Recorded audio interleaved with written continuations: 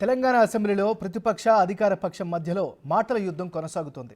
Hyderabad ORR కోసం తాము 500 ఫీట్ల రోడ్డు ఇంటిగ్రేటెడ్ రైల్ లైన్తో డిజైన్ చేస్తే కాంగ్రెస్ ప్రభుత్వం రద్దు చేసింది అన్న మాజీ మంత్రి కేటీఆర్ వ్యాఖ్యలకు సీఎం రేవంత్ రెడ్డి కౌంటర్ ఇచ్చారు. ఓఆర్ఆర్ విషయంలో కేంద్రం అతి తక్కువ ఖర్చుతో సామాన్యుల కోసం ఎంఎంటీఎస్ ఏర్పాటుకు కేంద్రం ముందుకొస్తే ఆ పథకం అక్కర్లేదన్నది కేసీఆర్, కేటీఆర్ అని చెప్పారు.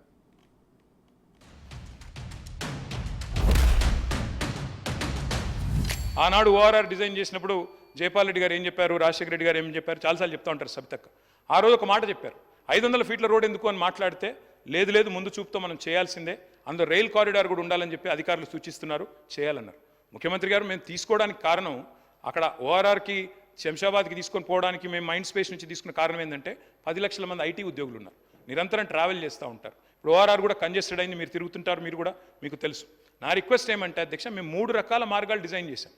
ఒకటి మైండ్ స్పేస్ నుంచి శంషాబాద్ దాకా, రెండవది ఫలక్ నుమా మీదుగా డైరెక్ట్గా ఎయిర్పోర్ట్కి, ఈరోజు వారు ఏదైతే P7 రోడ్ అంటున్నారో దాని మీదుగా, మూడవ మార్గం కూడా హయాత్ నగర్ నుంచి అటు నుంచి కూడా తీసుకోవాలనుకున్నాం. మాకేం అభ్యంతరం లేదు, మీరు రద్దు చేశారు, సరే మీ ఇష్టం, ప్రభుత్వం మీది, మీరు నడపండి, మేము వద్దనట్లేదు. కానీ మేము తీసుకున్న దానికి కారణం చెప్తా ఉన్నాం ముఖ్యమంత్రి గారికి. ఓఆర్ఆర్ మీద అయితేనేమో రైల్ కారిడార్ ఆల్రెడీ ఉండింది, 0 ల్యాండ్ అక్విజిషన్ ఫాస్ట్గా చేయొచ్చు, 2 ఏళ్లలో కంప్లీట్ చేయొచ్చు. ఎందుకంటే ప్రభుత్వంలో ఉన్న వాళ్ళు ఏం కోరుకుంటాం అధ్యక్ష, ప్రజలతో శబాష్ అనిపించుకోవాలని కోరుకుంటాం. మేము కూడా అట్లే అనుకున్నాం, తొందరగా పూర్తి చేసి ప్రజలతో శబాష్ అనిపించుకోవాలి.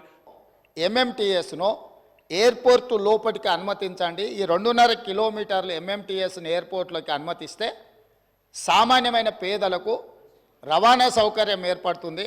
హైదరాబాద్ మహానగరాన్ని నుంచి అంతర్జాతీయ ఎయిర్పోర్ట్కు ఎంఎంటీఎస్ ఏర్పాటు చేస్తామని కేంద్ర ప్రభుత్వం దాదాపుగా 7 సంవత్సరాలు 2.5 కిలోమీటర్లు భూమి ఆ ఎంఎంటీఎస్ నిర్మించడానికి అడిగితే మేము ఇవ్వము, ఈ పథకమే అక్కర్లేదు అని ఎంఏయుడి మినిస్టర్గా, ముఖ్యమంత్రిగా చంద్రశేఖరరావు గారు, తారక రామారావు గారు కేంద్ర ప్రభుత్వం అతి తక్కువ ఖర్చుతో అంతర్జాతీయ ఎయిర్పోర్ట్కు ఎంఎంటీఎస్ నిర్మిస్తామంటే వద్దని తిరస్కరించిన మాట వాస్తవమా కాదా?